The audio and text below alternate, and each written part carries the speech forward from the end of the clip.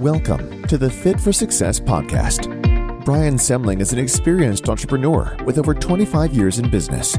He is the founder and CEO of Blitz Innovation. He has built several brands such as Brian's Toys, a collectible toy business, to several Amazon FBA brands like Strictly Bricks and Clever Creations. His latest adventure is Rovox, a modern athleisure footwear brand which can be found at rovoxfootwear.com.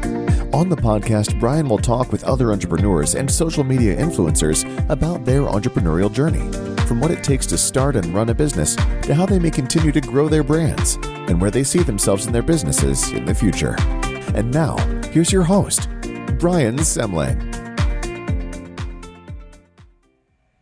Hi, welcome to the Fit for Success podcast. I'm Brian Semling, and we have Stephen Curran of Epistacks today, the co-founder of Epistacks. Stephen, nice to meet you today. Nice to meet you too, Brian. Thanks for having me. You bet. Well, it's been nice to get to chat with you for a few minutes here. And what I'd like to do is just have you tell our audience a little bit about your company and how the journey that led you to get started and where you're at today. Cool. Well, Epistacks is an infrastructure platform. So what we do is we provision infrastructure through our platform as a service. Our infrastructure is usually based off the most recent up-to-date technologies that's used across industry, from large-scale companies to startup companies. We do this by provisioning via Terraform, and we build out environments to suit different styles of companies. So if you're a startup company, we can give you an environment that's built more for startups, but it can grow very fast. So you can be sitting at 100 requests coming into your system, and then after some funding and some growing, you might have 5 million requests. Well, your environment is built to handle that from day zero. So as soon as you click done on our platform, it's ready to go. And you can scale it out across multiple countries within 1 hour. So tell us a little bit about what led you to start Epistacks. I understand you were working as a consultant or independent contractor in this space prior to starting Epistacks a few years ago. Is that correct? Yeah, correct. So what happened was I was working as a consultant for many different companies. So I was working for large scale companies and small companies, and I was identifying a lot of similar problems throughout that. So like small companies might have a POC concept in place, and the infrastructure was designed for that. So they'd have to migrate from that to a more Kubernetes standard style of environment. Whereas large scale companies would have a massive amount of tech debt and they wouldn't be able to scale or grow as fast. And just from working as a consultant, I just wanted to challenge myself. I wanted to see if I could build an environment that would solve both problems.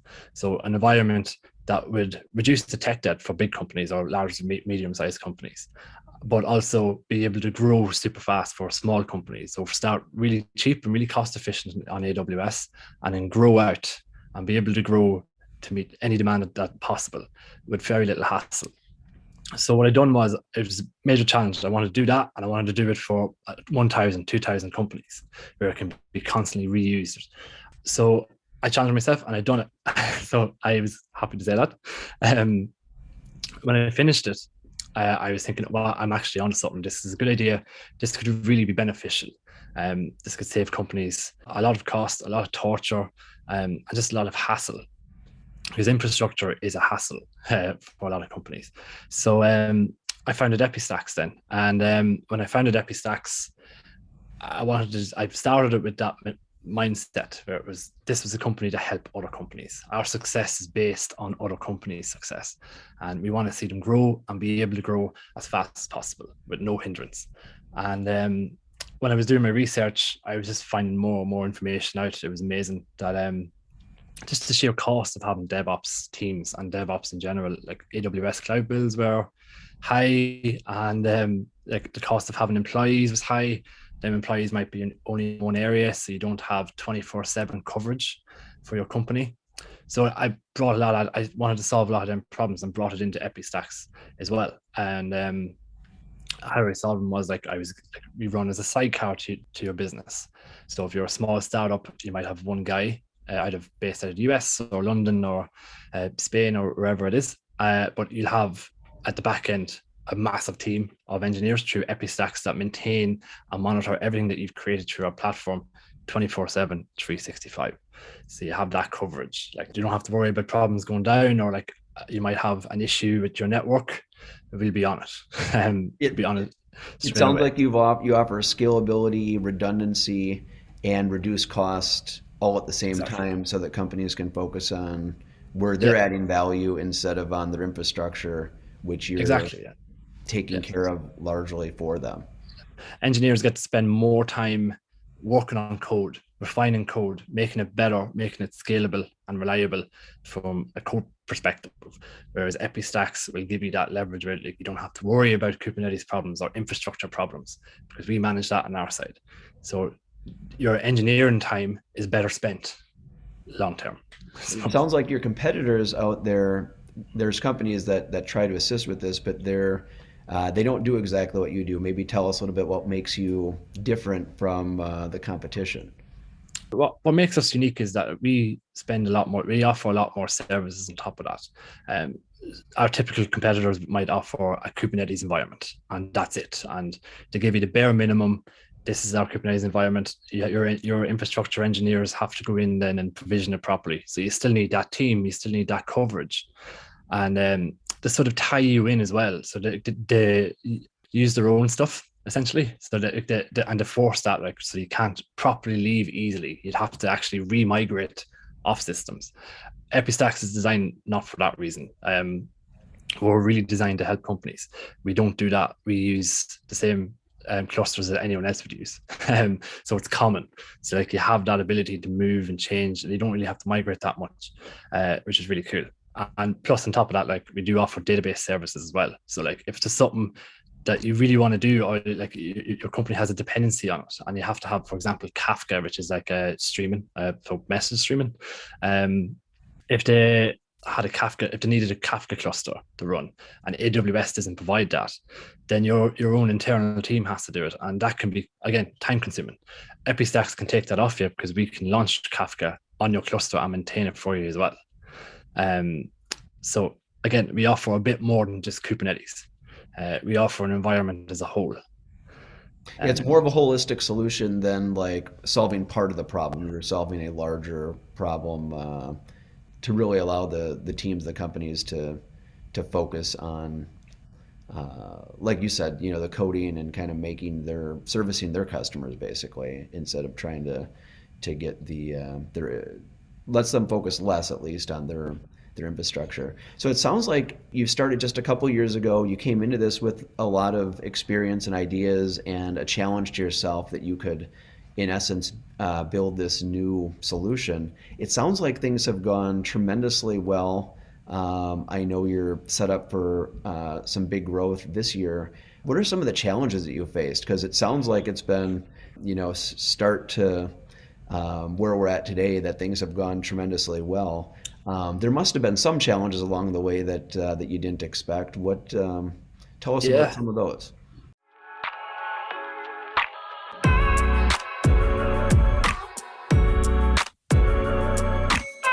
Rovox, where fashion meets fitness.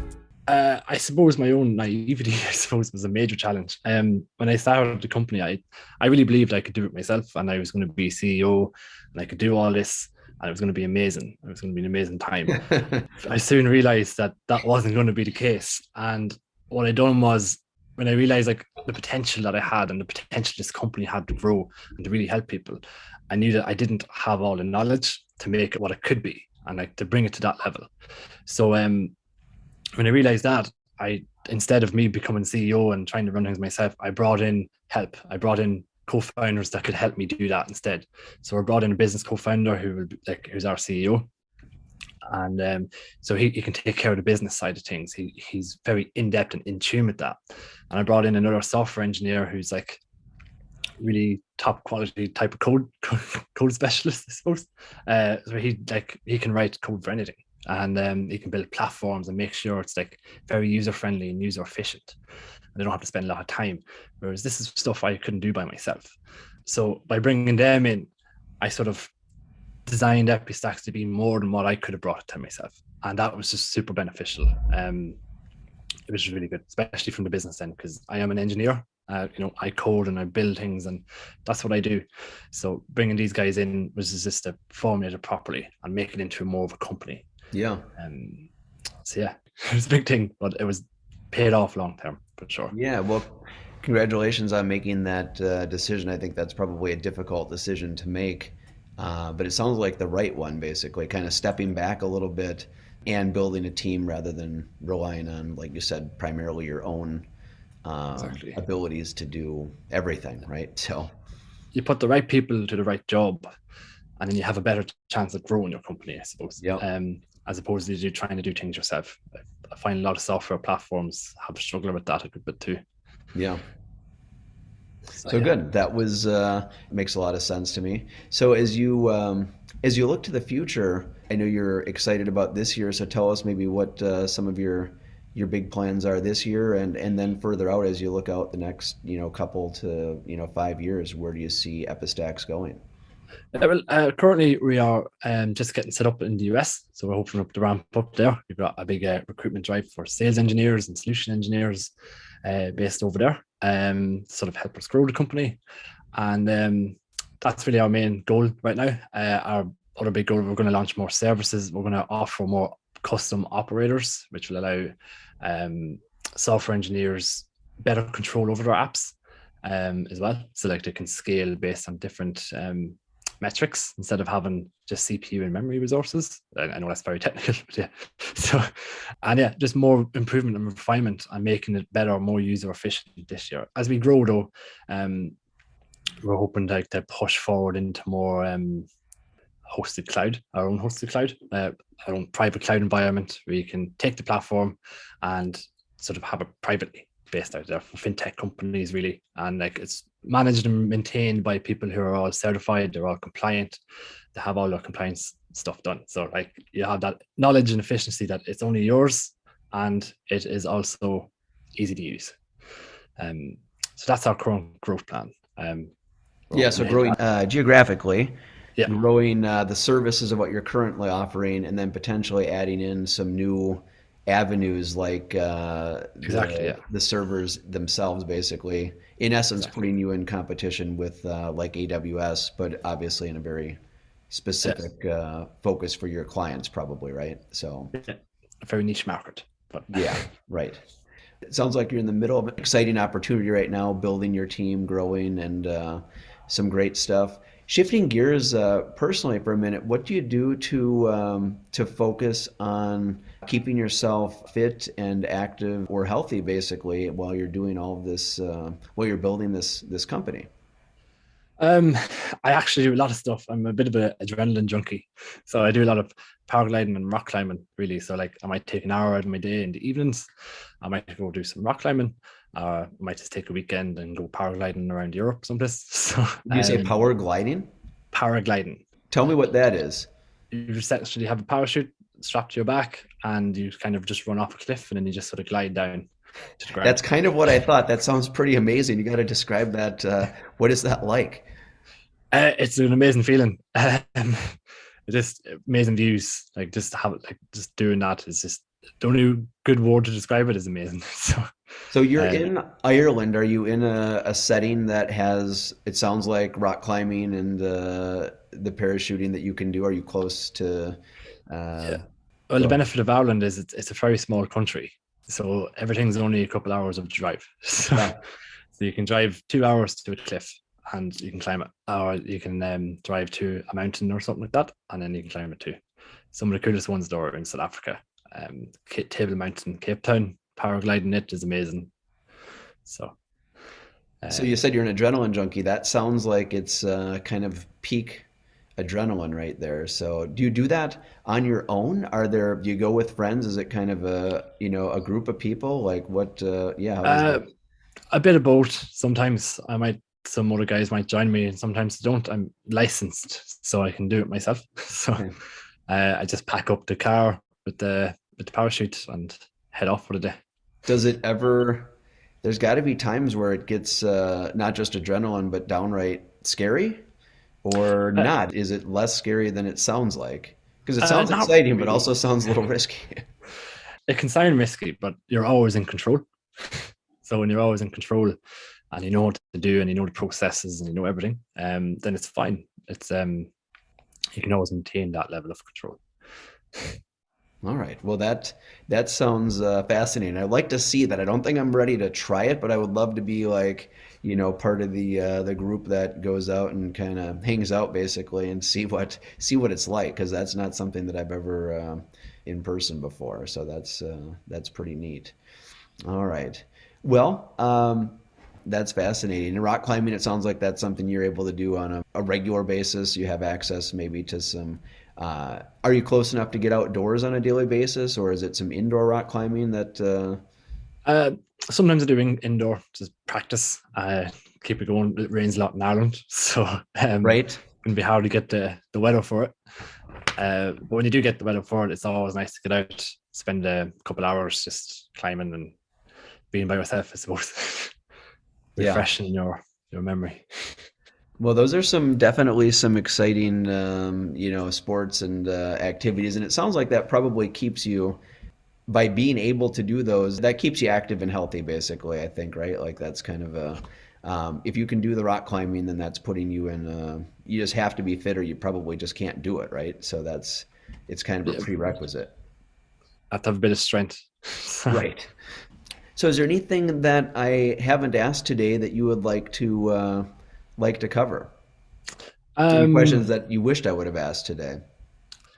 Not quite, I don't think. I mean, we are launching in the US in February, and we're actually going to waive the original platform fees for new customers for 6 months. So it's just maintenance fee, and that's it. So it's pretty cool, and that's really it, I suppose.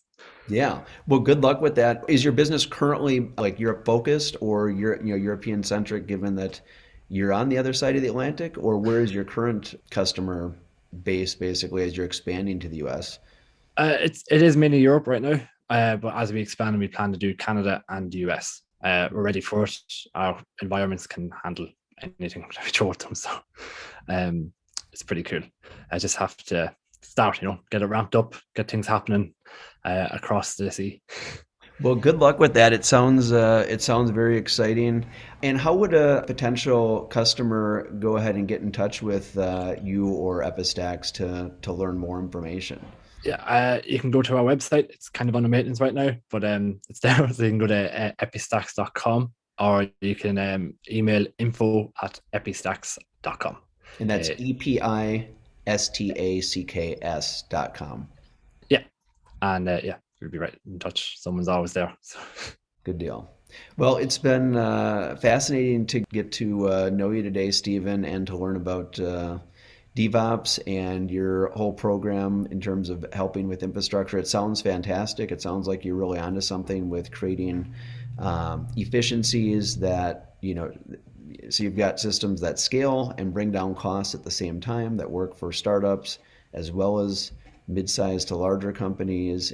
And it sounds like you've made tremendous growth in just your first couple years, and you're primed for a lot more growth in 2022 and beyond. So, congratulations to get to this point. It sounds like things have gone well, and good luck uh, as you head into the future because there's a lot more in front of you than behind you at this point, right? So good luck with all that.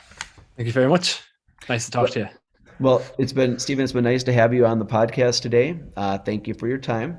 And I'm Brian Semling. This is the Fit for Success podcast.